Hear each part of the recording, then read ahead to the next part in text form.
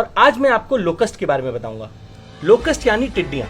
ये grass hopper की family का इंसेक्ट है जो कि डेजर्ट क्रिएचर है। But unlike grass hopper, locust दो फेजेस में एग्जिस्ट करता है।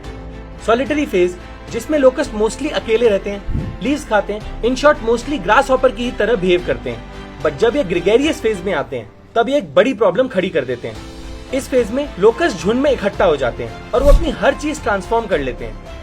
Habits, behaviour and even appearance, they change their colour from green to yellow and black. Gregarious phase में ये बहुत एग्रेसिव हो जाते हैं और इसी फेज में ये अटैक भी करते हैं, जिसमें इनकी डाइट इतनी इंक्रीज हो जाती है that they can eat anything from leaves to flowers to seeds to stems and even hard things like tree bark. इसी वजह से जहां से भी गुजरते हैं सब डिस्ट्रक्ट कर देते हैं। It is been said that locust का झुंड एक दिन में 35,000 लोगों का खाना खा सकते हैं। That's huge, isn't it?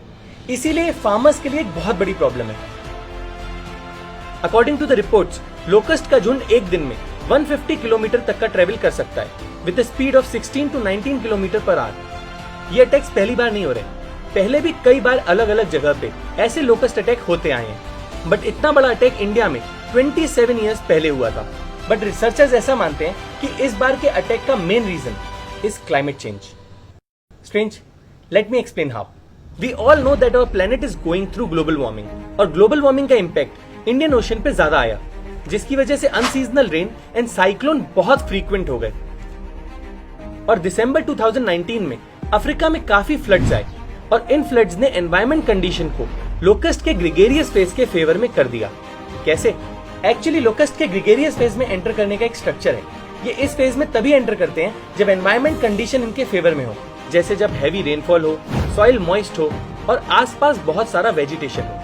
Africa में फ्लड्स एंड हैवी रेन की वजह से डेजर्ट एरिया में भी सॉइल मॉइस्ट और वेजिटेशन काफी हो गई और फरवरी 2020 में लोकस्ट का ग्रेगेरियस फेज स्टार्ट हो गया। तो अफ्रीका से ये अटैक स्टार्ट हुआ और ईरान एंड पाकिस्तान होते हुए इंडिया तक आ गया। और अब ये इंडिया में कब तक रहेंगे और किस तरफ जाएंगे ये तो नहीं बताया जा सकता, but I hope the reason is clear. Scientist believe करते हैं बिकॉज ऑफ क्लाइमेट चेंज अब ये अटैक्स काफी फ्रीक्वेंट हो सकते हैं, इसलिए we might have to live with it. And do you know what's the reason? Nature ने इस सिनेरियो के लिए एक नेचुरल डिफेंस बनाया था, sparrow bird. But we don't see these birds like we used to see them earlier. Sparrow के disappear होने का रीजन हमारे मोबाइल का रेडिएशन ही है और स्पैरो के ना होने की वजह से लोकस्ट अटैक को रोकना और भी डिफिकल्ट हो गया है। But the good part is अभी तक ऐसा कोई एविडेंस नहीं आया है कि लोकस्ट ने ह्यूमंस को कोई डायरेक्ट हार्म पहुंचाया हो।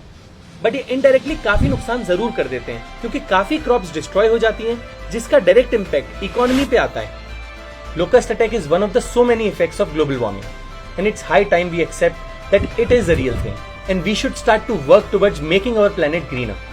Recycle, reuse and reduce. Let's make these 3 R's part of our life and move towards sustainable living so that we don't have to face more such problems.